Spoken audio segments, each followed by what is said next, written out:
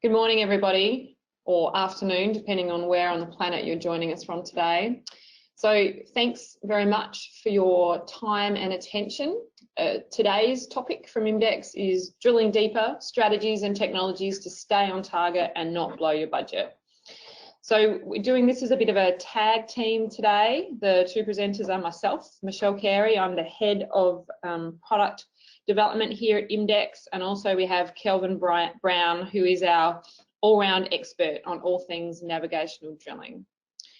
Now, the reason we're doing this as a bit of a tag team today is really to represent that for successful directional drilling programs to occur, you need the input from two groups of people: the geoscientists, which I'll be representing today, and then Kelvin, or KB as he's more fondly referred to as, will be representing the driller side of the equation. And really one of the really big messages we want to get across is the importance of collaboration between those two groups of people, and some of the things that allow you to have that collaboration, and also in particular the importance of transparency of data between those two groups of people to support that collaboration. So the format for today, you're going to hear a little bit of an intro from me, and then KB is really going to take the reins and start to step through some of the technologies and approaches that we've been starting to use and that we're starting to see the industry adopt in this space.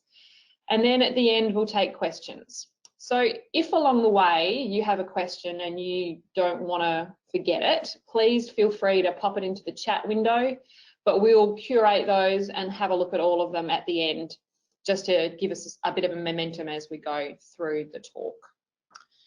Okay, so KB, are you ready? Shall we get this show on the road? Sure am. All right, so KB's driving my mouse at the moment. Alrighty, I'm a bit of a rookie. Don't do that. I won't do that. Yeah, good start. Just press that one. Shift, first slide. Oh, look at that, we can't even move the first slide. We're in good shape.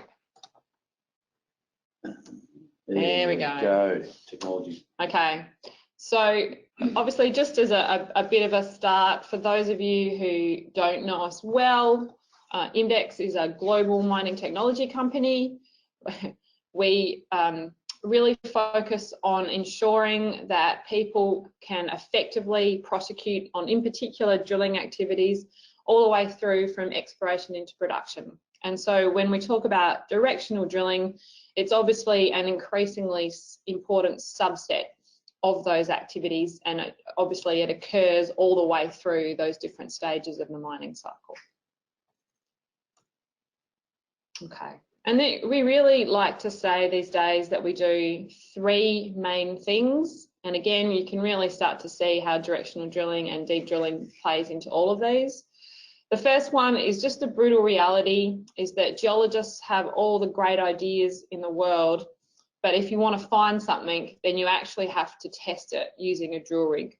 So a lot of the technologies that we develop these days within IMDEX are all about improving the process and improving productivity so that geologists can test more targets with the budget that they have available to them. And then really the next really key step in that same process is, once you've found something, the thing that you can do that most impacts, or can most impact the value of what it is that you found, is how long it takes you to get it into a resource. The NPV of any ore body actually improves if you can get it into production within 5 years instead of 10, or indeed instead of the 20, which is the industry average for some of the bigger deposits that we see within our pipelines. So again, this really comes down to drilling productivity and improved approaches that mean that you can drill things out in the most timely manner. And the last piece we really won't be touching on as much on today, but a really key thing for us increasingly is to use some of our technologies to also start improving the way mining of ore is done, by understanding that ore better and therefore improving the productivity of people's mines. And we say that we do that, and I can see that KB hasn't put the company fonts on, so the E's gone down, the horror of it all. Our marketing department, who's sitting with us in the room, will be horrified at both of us. But increasingly within IMDEX, we will talk about doing 3 different things. And today, the focus is really on a couple of them, which is drilling optimization and data. But in general terms, we say that we're all about understanding the rocks. So, you know, why do people drill holes in the first place? It's to gather that rock knowledge. But, you know, there's this really strong theme about the optimization of the drilling process. And you'll remember at the start that I said that one of our key themes that we talked about was transparency. And that's really where a lot of the data and analytics piece comes in, is how do we make sure that when we're out there doing our drilling programs, that we're using data both to optimize what we're doing, but also to provide transparency to all of the stakeholders. And you can see there when you have a look that directional drilling in the IMDEX world, we're putting it in that overlap between the drilling optimization and data and analytics spaces to really emphasize that in our mind, this is not just about the tools that you put down hole, the borehole, the bottom of hole assemblies that you use to actually do the directional drilling. You'll see that our take on it is very data rich and a lot about how you use data to plan the hole better in the first place and how you share data to make sure that all the stakeholders actually know what's going on. Another one as well, KB. Beautiful. So this is, you know, the intent of this slide is really to make the point about why it is that we are starting to focus so much on directional drilling within the organisation. And in fact, there's another picture that we could have shown as well, which tells the rest of the story. So you can think of this as there being a couple of different themes that have been going on. The first is, as we all know, is that it's getting harder and harder to make discoveries. A lot of the reason for that is increasingly we're having to go undercover. What that means in reality is that instead of just going off into a greenfields terrain and drilling a really deep hole, people are going, oh, that's a bit hard. I actually don't even know how to do that. So what I'm going to do instead is I'm going to go to my existing deposit and I'm going to start drilling down plunge of it. And of course, what that means is really rapidly you find yourself in a situation where you're drilling quite deep holes, and you're drilling quite deep holes where you have a target in mind. So you're going to be, in all likelihood, attempting some sort of directional drilling, either passive or active, in order to get to that target. And so this trend of us having to drill deeper is actually, and we're really seeing it, and I suspect many of you in the audience are as well, is we're increasingly seeing that directional drilling is becoming a bigger part of our lives. So, you know, KB, we're starting to hear statistics that directional drilling could become as much as, you know, 20% in some cases of the budget that people spend on directional drilling. So it becomes increasingly important that we all know how to do it well, because it's going to become more and more part of our lives.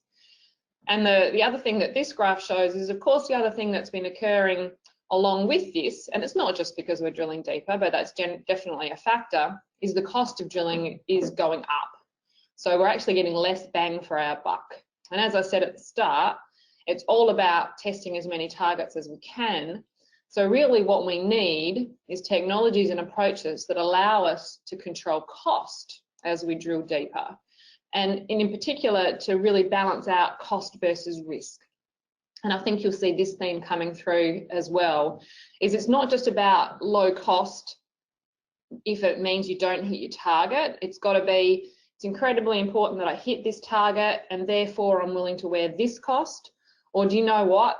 My target's a little bit less defined, so I'm going to balance off cost and risk in a bit of a different way to make sure that I get there on a reasonable sort of budget.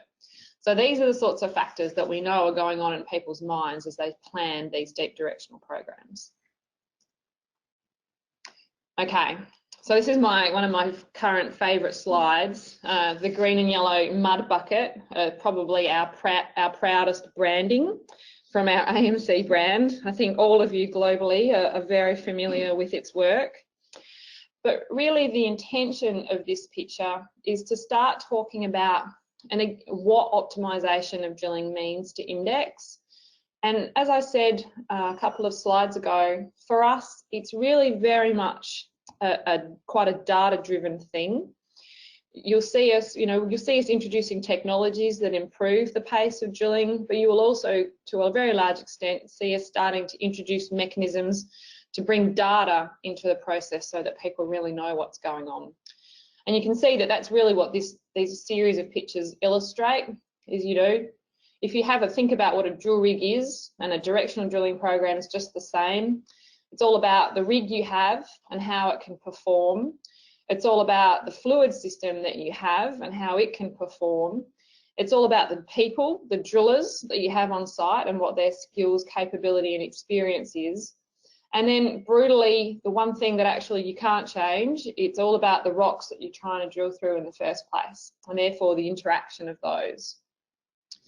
And I think traditionally you've seen us try, as an industry, try to manage this a bit, using not a lot of data, using whatever rig gauges we have on the rigs, but then to a large extent being really reliant on people, being reliant on really well-trained drillers, being really reliant on well-trained mud technicians, and trying to figure out what they're up to by using paper plods to track it all. But you can see now that that's really starting to change within the industry. You're seeing people put MWD type sensors on drill rigs, either in the factory or afterwards. We'll talk about our MudAid product later on, which is all about starting to track what the fluid system's doing rather than relying entirely on mud technicians. And you can see how some of these approaches, and also by having digital rather than paper plods so that you have more transparency on what's going on the rig, you can see how all of these approaches really start to help us create this virtual drill rig so that you can actually see what's going on, optimize what's going on. And then the other really big piece, as I said, is to talk between geologists and drillers about what's going on. Now, of course, we do this generically for all drilling, but it's particularly important in these deep directional programs where the costs can become very significant very quickly. And if you think about the oil and gas world, which really this is just trying to replicate what people like Payson within oil and gas have been doing for a really long time, the reason that they did it so much earlier than us is because these concepts of very deep and expensive wells have been part of their life for a really long time. Okay, so this picture, and we'll skip this one fairly quickly and go on to the next one. This is a concept that we've been talking about a lot, which is what we think an optimized drill site should look like. So this is the general version, and you can see it's got, it's really, I think the message we really mostly want to get across to people is there's an amazing amount of technology available now to help you in your cause of optimizing your drilling program. But KB, if you just go to the next one. Yeah, it's drilling with data, really, isn't it? It really it's become that way. Oh no, back one. Yeah, it's all right. They look like they're the same, but they're not quite. No, one. What? Hang on. I'll do it. I'm making trouble. I love those green tubs though. Those green tubs are the best. But this is what an optimized drill site for directional drilling might look like. Now, KB is going to take over after this slide. But this is really, you'll probably hear us talking about pretty much all aspects of this over the course of the rest of the presentation. So you can see there, and really as much as anything else, the point we want to make is this is all technology that people have available to them now. So you can see there, you've got in the directional drilling space, we offer downhole motors, as KB will talk about. There's a number of other different technologies that you might see your drillers using to actually do the directional drilling. But then the other parts of that directional drilling system, you've got the fluids themselves, which can be actually really critical to how successfully your program runs. You've got the solids removal unit, which again, optimizing your fluid system, removing cuttings, things like that really, again, contribute really heavily to how successful your drilling program is. And then MudAid, which allows you to monitor all of that.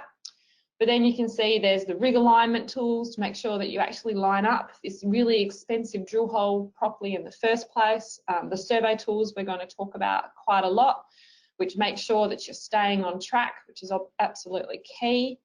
And then the daily drill report, and again, KB will give you a little bit of a flavour of some of the information that it can be really important to collect within those daily drill reports that can really contribute to your success in this space.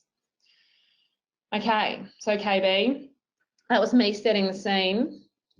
You want to take the reins? All right, now first, everyone, I've got to give an apology. This would be the most boring slide of the presentation, but as you can see, you know, we broke some really critical questions that really do need to be asked, and I'm going to go along and answer some of those straight off the bat. Unrealistic targets. How do you know? I mean, as a geologist, the target is the target. It is what it is. We're not saying that you should make your targets unnecessarily big or small. They are what they are. What we're saying here is it's all about, you know, quantifying the effort and understanding what is required to go and get that target. And a good example is we talk in not so much meters, although we know that the target obviously has the size measured in meters, and it could be a 5 metre radius or a 10 metre radius. If we talk in percentages though, versus depth, then we can easily quantify the challenges of what's required to go and hit that target. And a good example is, you know, a 1% target size equates to a 10 metre wide sphere at 1,000 metres. Hitting that sort of size at that depth, sure, it can be done, but it'll take a fair bit of effort of all parties involved to get there, and will take action, and it's highly likely to involve some form of active directional control. And it's probably here I should maybe expand a bit more on, you know, you heard Michelle mention earlier about active and passive. What we mean when we say active and passive is, an active means is taking steps to lower equipment to actively deviate the hole, and a common one is wedges or downhole motors. You are really being quite active in taking several steps to aggressively pursue that. Then there's passive, and people have, some of you may well have already been doing passive directional drilling unbeknownst to yourselves, and that's just playing around with different configurations of the bottom hole assembly. And this would be, to a driller, you would be playing around with the configuration of the drilling barrel, different bits, different types of bits, different reamer pad placements, different types of drilling barrels, flexible, chrome. Some of you, I'd expect, would have heard these terms. We all lump those into the passive control as well, and that's been ongoing. What we do now, though, is we drill with the data. So when you're drilling with the more passive techniques, now we can acquire data and apply more advanced directional drilling acumen to it to form a more holistic plan. And if I get back to the percentage of target size, I mentioned 1%. That'll have some difficulty and some challenge, all achievable. A 2% size target, obviously 20 metres over that 1,000, possibly could be hit with just using passive techniques. And as some of you may have gathered, a passive technique is probably a cheaper technique.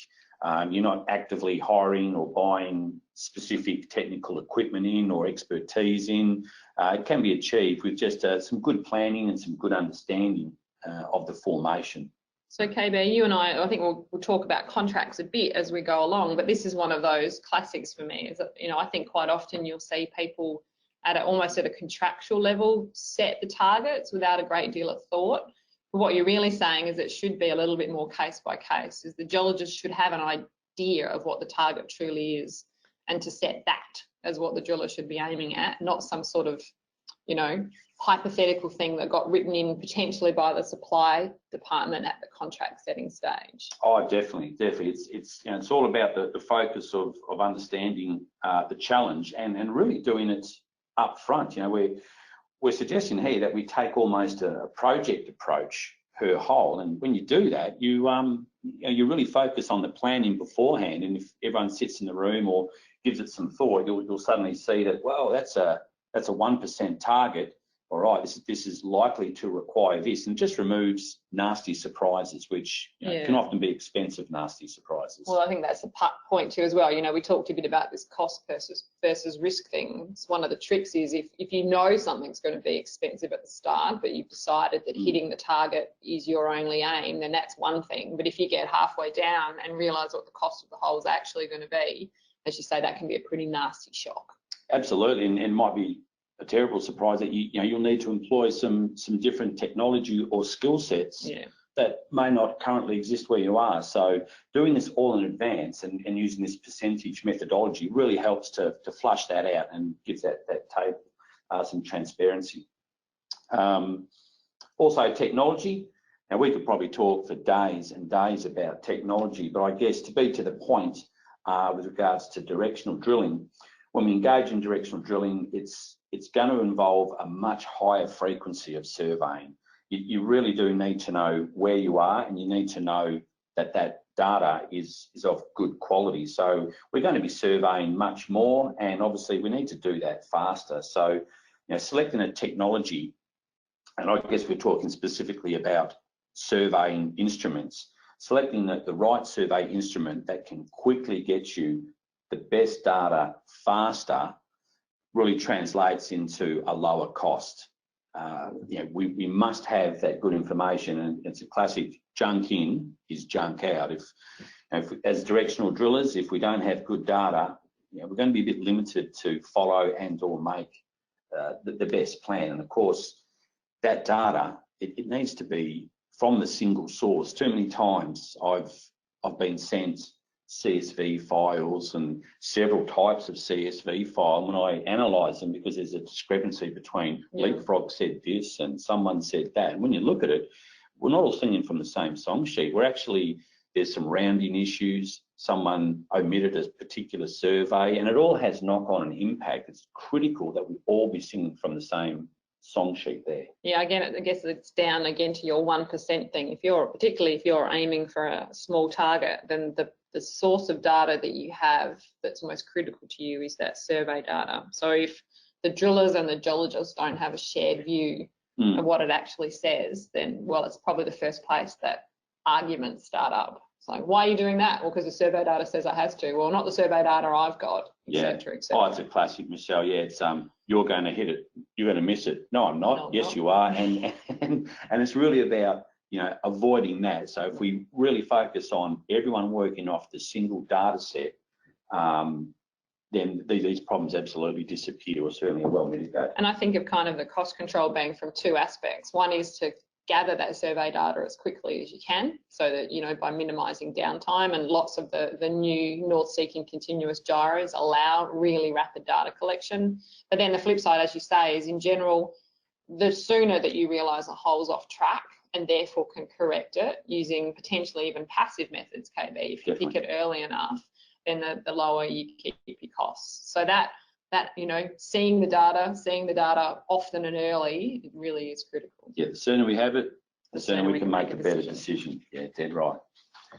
That takes us down to, I guess we've already kind of touched on aligning capabilities with requirements, and this can be quite broad as well. It's not just the drillers I have don't know how to do that, and that certainly can occur. There'll be we often see around the world there's pockets and regions where the drilling culture there gravitates towards maybe a certain preference of directional drilling. Now there's nothing wrong with that at all, but what we're saying is it's a big world out there, and there's other methodologies that could be employed. So it could be some training, it could be a skills gap, things like that. Also, not just on I don't want to come across as pounding the driller, but there's learnings on both sides.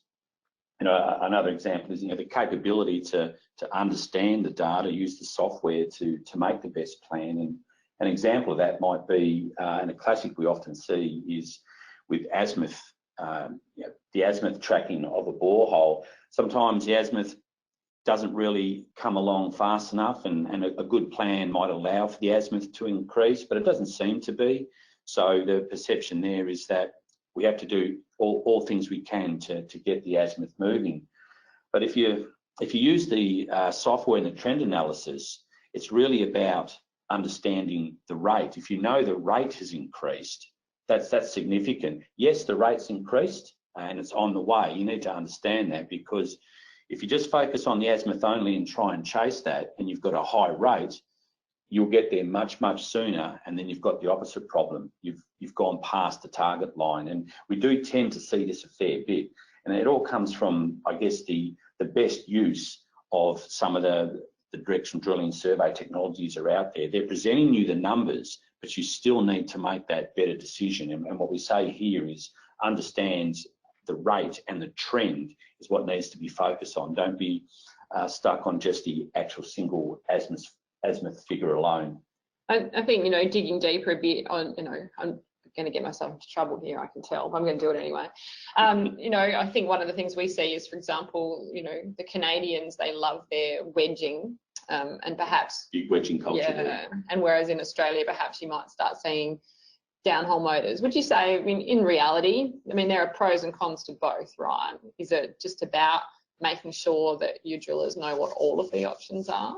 Yeah, I think so. Obviously they're going to be comfortable with a certain methodology or technique, and I think you need to identify that and use that to your advantage. But there will be other techniques that could be brought in that would be, would have a higher advantage. You're dead right. I notice here in the Australian market, it's very much dominated by downhole motors. They certainly do a lot of wedging as well. They tend to use the wedge and bypass wedges more often used, you'll find, to correct a mistake. If there's things stuck in the hole, you put a bypass wedge in, you go around and you carry on. Bypass wedging can be expensive if overused, and downhole motors can be quite cost effective if used well. So yeah, it's horses for courses, but I wouldn't want to recommend to everyone that you hear this webinar and straight away go out and say to a drilling contractor, oh, you must use this. It's not so much about that. It's more about, hey, let's have a discussion about the technology and the approach we're going to employ on this program, and do you have it? What can we do to make sure that we all move forward? That's good, KB. You almost answered my question before I ask it, because I think as a geologist, I think many of us often feel like this becomes sort of an area that's such a black art that we become scared to ask questions. So I think, as you say, perhaps this is not about us going all the way to the other extreme and start decreeing what we want to see, but it's that concept of having a conversation, of having that planning piece up front about what you want to achieve, and working with drillers that you trust to give it to you. Definitely. Otherwise, the last thing you want in a directional program is for any relationship to become adversarial, and this is where contracts help there. They need to align, and the targeting and the percentages all makes it clear and transparent. Everyone knows where they are. Another example of, I guess, capabilities and requirements is just in some of the planning. We often find that sequencing is a really effective way to keep the cost down of the plan. Now, there'll be reasons why, of course, we can't always drill the shallow targets first and make our way down to the deep ones, but if ways can be found at the project planning stage to operate that way, significantly, it's cost effective. It really is. Not the end of the world at the end of the hole if you realise there's somewhere else where you need to go and look, and it makes good sense to use that drill hole. You've already spent the money and made the hole. It's there. What can we do to utilise it? It's likely to be some form of wedging solution. And there's a variety of types. I won't go deeply into that, but there's a variety of options there that can be employed to go back up. But everyone just needs to understand that if you're drilling what I'll call out of sequence, well, there's costs associated with it. There's time and cost. So, at the planning stage, wherever possible, try to drill out the shallow targets first and make your way down to those deeper targets. Doesn't always work out that way, we know, but if at any point you can plan it that way, you're really going to benefit from that. Yeah, you can really hear how we're really focusing on this idea of really good planning, but I think you're making another good point, KB, is that you make a really good plan at the start, but there's probably similarly incredibly important that you know to pause when certain things happen and go, okay, here was our plan. Now we've got some data. Our plan has changed. Let's not just blindly carry on. Let's step back, plan again, and then go forward. Oh, absolutely, Michelle. It's literally as survey data, as fresh survey data comes in, one of the first things you do is you review the plan. It has to happen that way to sort of be several shifts behind the game, and the hole goes on, and if it's not going where it needs to go, it won't fix itself. No. You need to pay attention to that data. Good data, faster, makes for better decisions. Better decisions get a better result. It's honestly as simple as that. Beautiful, beautiful, Kelvin. Okay, just last thing is relationships and contractors. We've kind of touched on that the whole way through, but I guess what I'm trying to say here is you don't want an adversarial relationship. I mean, who does, right? So if we're clear about targets, what is a target, what's really required to hit there, then we shouldn't really see that happen. And unfortunately, though, there's still some arrangements out there where we hear from drilling contractors, and I use the term a punishment clause, but there's reward for getting close to a target, but in some cases we tend to see what's almost interpreted as a punishment if you don't.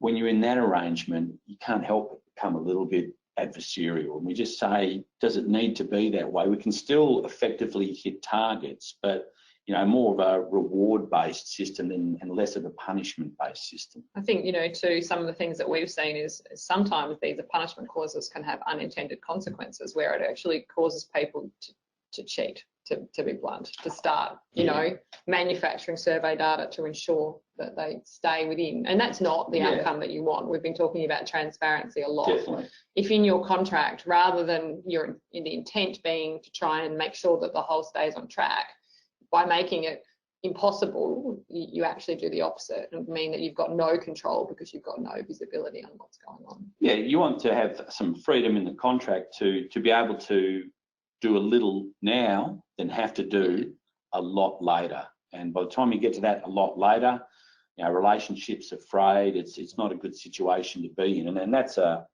good general rule to follow, is to do a little now and to avoid a lot later.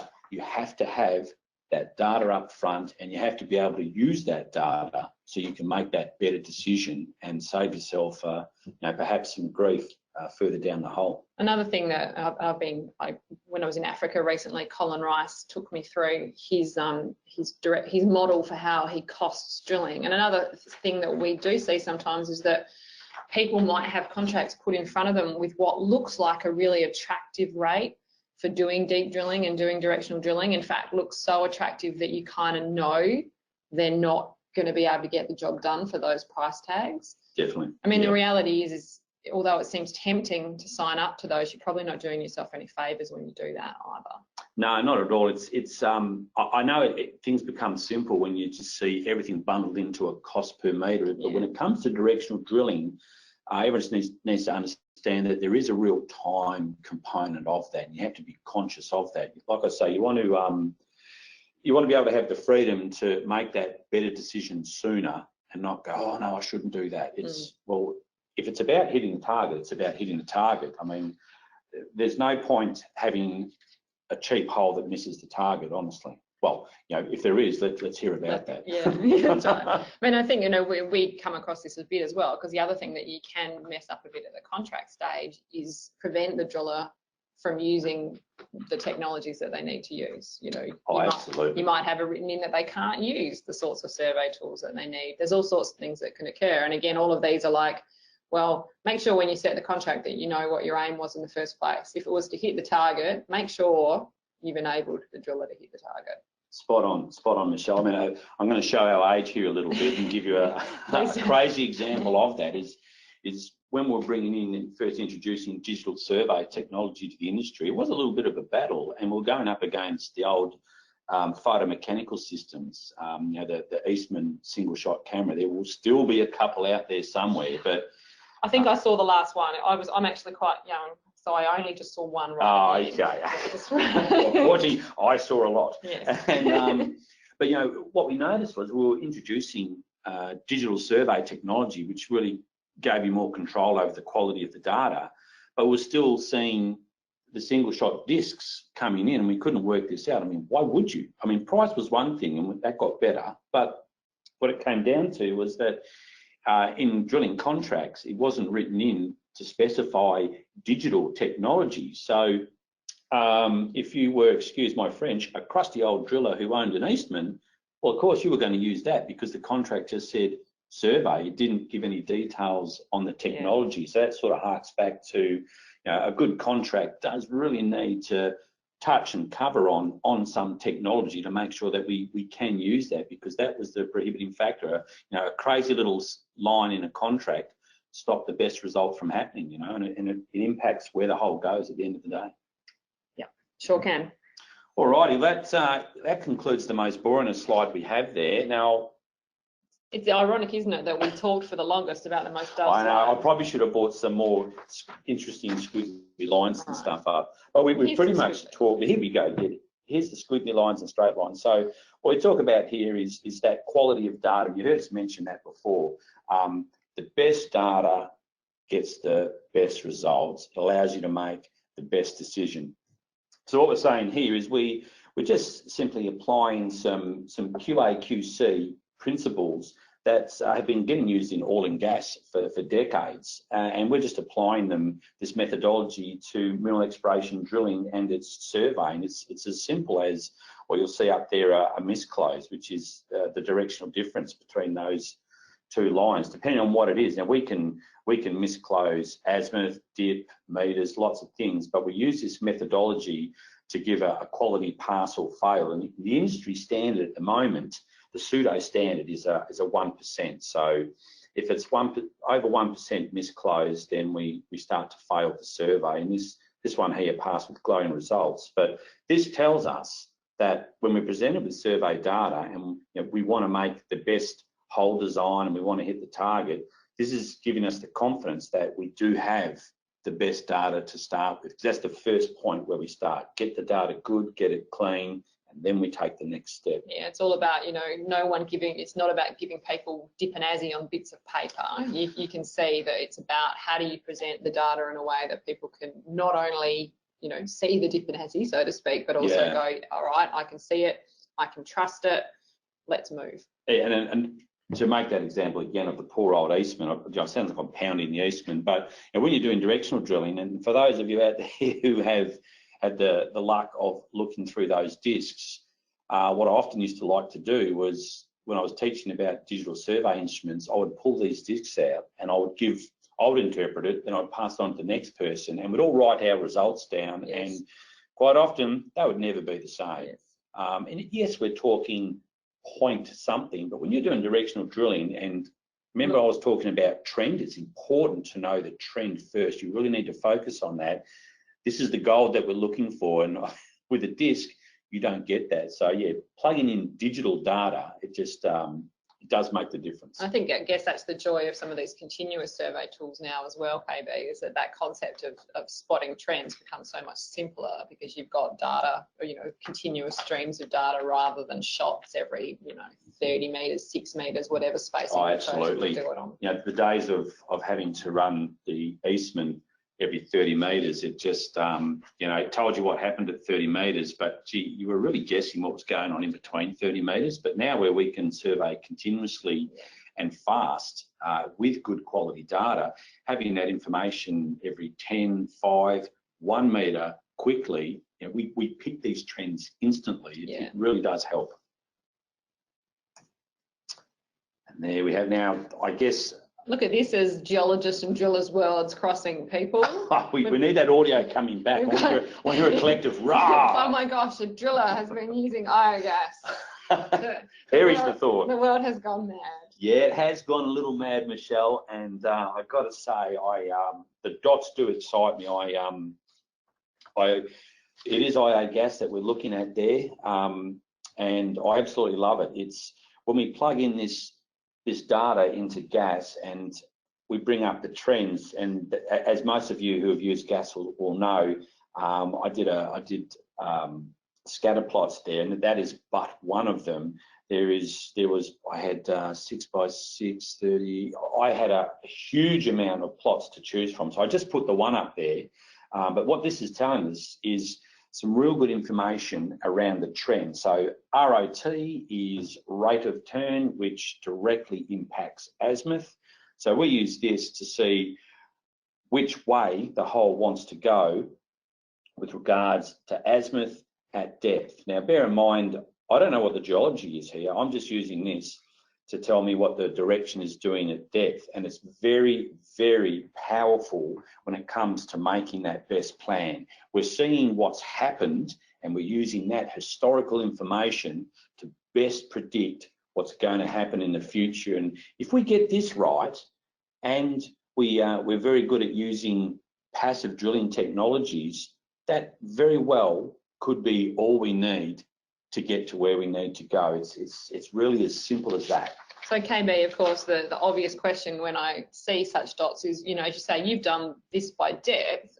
There's really no reason, is there, why if you had the geological data that you couldn't use the geology of one hole to start predicting based, you know, what the next hole is going to do in this same sort of way? Absolutely. I mean, we could remove that MD section completely. Imagine that world. I think that world's there. Yeah, it's right in front of us. And I think really, again, the key thing here is there's actually, you know, the data's available now. With some analysis and some planning, you really can do a really good job. And as KB says, the holy grail here is if you can plan well enough, maybe you can get almost everything done with passive methods rather than having to take active control of the hole. Yeah, definitely. I mean, at least if we can limit the amount of active, say like, you know, one, if we can reduce the need for one wedge or an extra navigational run, it is all money. Yeah, exactly. We can get away with some passive control for sure. And here we bring it together a little bit more. So I've touched on what good looks like here. So of course, you remember we had the quality data coming in with the reports there, so we know what's going on. And often what we can do with these reports is we might be able to identify when we run these on some historical data that and maybe the best technology might not be getting used. You know, obviously I'm going to pick on the Eastman again, or maybe a lower quality or a poorly deployed piece of equipment will give poor results, and that'll reflect in the misclose. So we often get a lot of surveys sent to us, and we get asked to QA, QC people's data and give an opinion on it. And we often, through these reports, are able to identify that just little things. You know, it goes without saying you shouldn't use a magnetically based instrument. You should use a gyro, but we still keep saying that. We do see that a lot. We still see people using magnetic tools. Absolutely. And the other one is now with these tools is how you deploy them. You know, they do have some more technical running gear, and they can be used a number of ways now, especially continuous based tools. They can be a little complex in that they can be used so many different ways, and it's making sure that you're just deploying the tool the best way. And we can often pick up those little errors in these results and can quite easily fix those problems to again help improve the data. So we've moved from that through to the beautiful coloured dots till we get to the bottom right hand section of that slide there, which is the fun part, and that's building the hole. So of course I'm using some software there to do that, and you can see that I've stitched together 3 branches off a parent hole. Can put as many as I want in there with the software, will allow me to do that, but you'll see in the coloured section there I've got plan section Navi, plan section HQ wedge. What I've done is, in this example, I've used historical data, I've reviewed it, QA, QC'd it, I've run some trend analysis on it, I know what the hole wants to do, and I've applied those as tool face and build rates and rates of turn, so that the drillers of you in the audience will should understand a bit better what they mean. I've applied those numbers to depths of the borehole to stitch together a plan. And what I'm predicting here is passively, I should be able to hit those targets from that collar position. One other good thing about this software is I can reverse plan. So we can also, instead of doing it that way, in the absence of perhaps good historical trend analysis data to work with, we can also take the approach where we just reverse plan from the target. You know where your target is, we plug in indicative build rates and rates of turn that are associated with certain size. We know HQ generally only moves a certain amount. We know NQ will move a bit more. When we reverse project up the borehole from the target, ultimately we wind up at what's going to become the drill pad Yeah, I know they all can't be everywhere, and there's certainly jobs where you can't do that. So it's a bit of a backwards up and then potentially go, oh, bugger, for various reasons, I can't put my collar there, and then you move your collar a bit and you know, extrapolate back down Yeah, to definitely. get to where you need to be. I mean, if we have this historical trend analysis, if we know what the hull wants to do, then when we start to realise that we can't put the collar exactly where we'd like to, where the ground would like it to be, we can have some options where we can put it in a position where we can either go, well, that just needs a little bit of active control, or hey, we can still hit this with passive control, we just do it this way. It looks like that. So KB, can I go rogue? Can you scroll me down to where those sequence slides are? Yeah. Oh, there you go. Yep, that's good. So I mean, the point that I just wanted to make is, of course, we're aware that there's kind of two sorts of drill hole planning that go on. There's the geologists. So this is the Sequence Central environment with our live survey data in there, just sort of illustrating that functionality. But really the point that I wanted to make is that the geologist will go and plan their hole generally within their 3D modelling package, and they'll be doing it going, here is where the 3D model says that I need to intercept the ore position, and therefore I'm going to plan a hole that looks like this. And that's kind of that first stage of planning. But then really you have one of these points of handover, KB, where you then go to the driller and go, hey, here's what I want to do. Can you tell me, based on your build rates and trend analysis and all those other things, how do I actually make that happen? So that's, you know, you can kind of see that there's this collaboration here about the geologist workflow, which looks like this, and that driller's workflow that you really just illustrated in the slide that comes beforehand. Yeah, absolutely. I mean, I guess I see the geologist has that wider project view, and the driller just really tends to focus hole by hole. But you definitely have to do that for sure. Yeah, I think that's a really good analogy, and we talk about that a bit, KB, don't we? That the geologist generally will think about the program or the project, and will think about it in terms of intersecting the ore position a certain number of times. But then hole by hole, there's this quite detailed planning about how do you actually get this done every time. And really this is just showing the same sort of thing. And again, it's making that point that we've made a few times, is there's the difference between what your plan is at the start and then what do you do as you evolve from plan. And again, this is something that drillers can be monitoring in the software that they're using to control the hole on a hole by hole basis, but using Leapfrog Central and IMDEX Hub IQ, the geologists can be doing it too. They can, every time survey data appears, if they've got connectivity, they can actually track and see, hey, that, you know, is the hole following the design that the driller and I agreed to, and indeed is the hole still going to hit the target that I wanted it to hit. So it's, again, it's this transparency and collaboration piece. People have got slightly different ways of looking at the data, but they both need to be looking at that same data within their environments. Definitely. Oh, there's I snuck that in again. I really did like this slide. It's a very nice slide. Yeah, and the segue is, so this is the plan. So as pick up again where Michelle was saying, it's as fresh data comes in, that plan changes, and you need to be in a situation where you can do that constantly. You know, updating the plan as the surveys come in, then the sooner we do that, the quicker we realise that different action has to be taken. And the point there is make those better decisions sooner to save yourself, you know, cost and time. Yeah, beautiful. And really, actually, so just the last couple of things that we just wanted to mention, you know, technology-wise, we've talked a lot about survey data because it really is one of the critical pieces of technology to make sure you're staying on track. But there are other pieces as well, in particular around the fluid system. I'm not even going to pretend to be an expert in this space, but things that I have started to learn is that actually the sorts of drilling fluids that you use and the removal of cuttings from those fluids, both of them together can really massively affect, for example, the performance of downhole motors if that's the way you're doing your directional drilling. Absolutely, Michelle. As probably not many people may not know this, we have a dyno unit here that we use to test downhole motors on. We believe it's the only one in the Southern Hemisphere.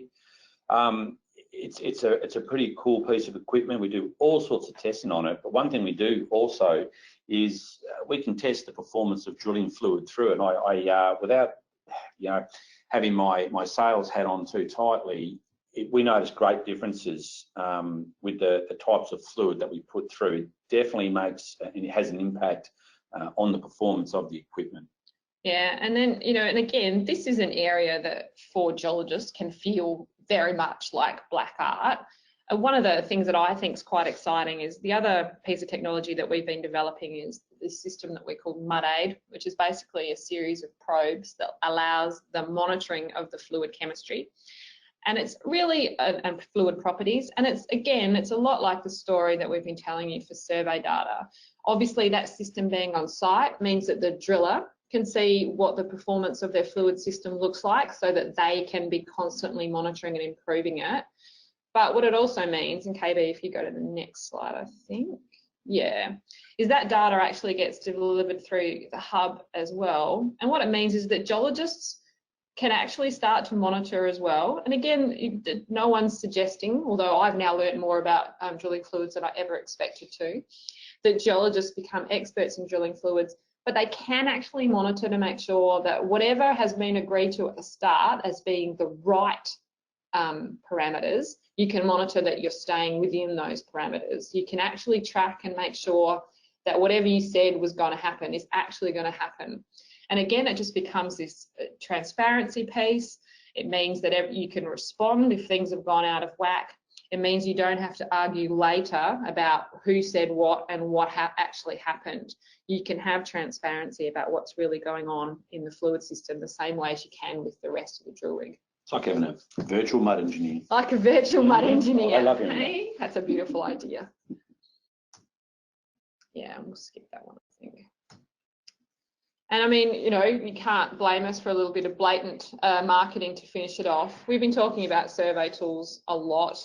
This is really just a depiction of what our downhole navigation system looks like and how you start stitching together rig alignment, survey tools, the software with IMDEX Hub IQ. So this is really our version of how some of the things that we've been talking about today come together to actually provide you with the solution that you need to do directional drilling well. Definitely the collective far greater than the sum total. Yeah, that's what it's all about. Look at that. That would be the most boring slide, I think. I think that takes the title. Oh, well done. So thank you everybody for listening in. We haven't seen any questions come in yet, which is pretty normal, to be honest. And also it's pretty early in the morning for at least some of you. And so coffee's probably been in short supply. But if anybody has any questions they want to ask now, if you could just pop them in the chat window or perhaps raise your hands and we'll see whether we can deal with the technology. It's the most important drilling fluid, the coffee. Yes. No, geologists and drillers don't survive without it.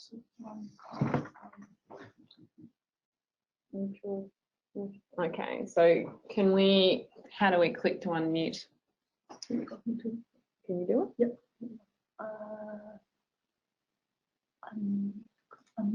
Yep. Okay. I think, Mitchell, that you're unmuted. Do you want to give it a whirl? Oh, no.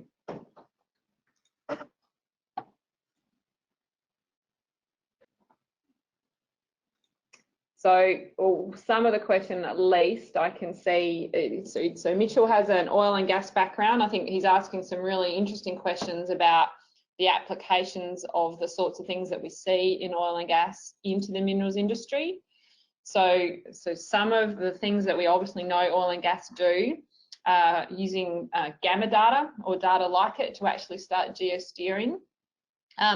I would say that our industry isn't quite there yet, but if anyone has watched what the MinEx CRC, for example, are up to with coil tube drill rigs, they are actually starting to look at some of those sorts of approaches in putting those sensors down the hole so that you can steer with them. And certainly you might have seen that we do have a gamma tool, and although you can't run it behind the bit yet, we do know that people are starting to do those sorts of approaches where they do gather get the drillers to gather data to inform some of the drilling decisions they make. Probably a related technology, KB, is the idea of actually having the ability to communicate, having a survey tool behind the bit and communicate from the bit back up to the surface. Oh, definitely, Michelle. It's as a directional driller, I in the mineral exploration industry where I did the majority of my work, I pined for a steering tool. So we're talking telemetry to the surface and all the good things that can happen with that.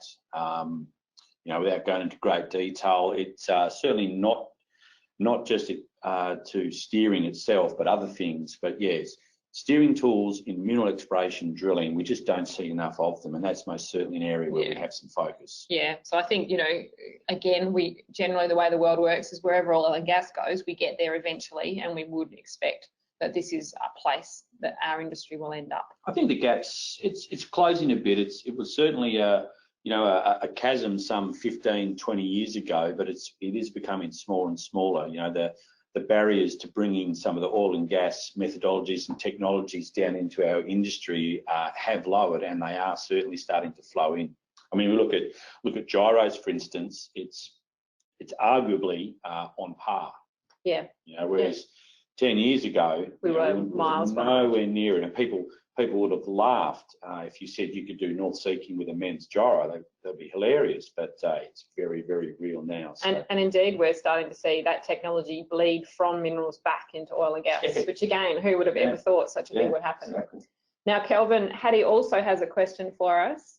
So the question is, does the software have the capability to calculate the ASI and inclination, I think, at the bit, and probably even more so is, can we do predictions of where the hole's going to go 50 and 100 metres? Oh, very good question. Very good question. Absolutely. Any directional drilling package worth its salt must be able to do that. Yeah. So we're talking extrapolation. So, the only real hard question about that then is how much data do you want to use to extrapolate? And I would recommend caution when doing this.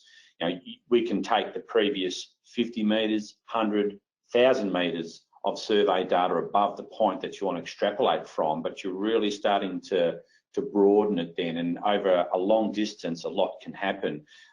Generally, what I prefer to do is use the last 12 or 18 metres, and I'll use the trend analysis from that to then extrapolate forward. So when we're talking perhaps about at the bit, it may well be referring to the bottom hole assembly that we're using often will prohibit surveying directly behind the bit. And for this reason, you do have to extrapolate forward, and that is what we do. We prefer, though, not to make advances so that we can survey directly at the bit of bottom hole assembly. And that sounds crazy, but the reason why is the bottom hole assembly that we're using to deviate the borehole is often bent. It will have a tool face in it, which we must have so that we can steer it for direction. And what we've found in testing is that will affect the results and the build rate, and we actually prefer to not survey down there. There are challenges in doing that, but what we've found is it is not worth trying to overcome those challenges to do that, because you won't be getting the fact. The other thing that I think is probably worth thinking about is that this is another one of these points of making sure that everyone's doing apples and apples, is that geologists might use their software to extrapolate in a different way than the driller software does. And this is another place where confusion and definitely, can run riot. So again, it's just this conversation about, I've extrapolated this way, have you done it? Okay, yeah, apples and apples. Yeah, I mean, we should all be following minimum curvature, but again, there are a number of ways as well. And then the more times data changes hands, we have rounding issues and things like this come in, for sure. Awesome. Well, I think that's all the questions that we have. So I guess from both KB and myself, I just want to thank everyone again for their time this morning. And if you have any questions after the fact, please don't hesitate to send them through to us, and we'll talk to you next time. Awesome. Thank you.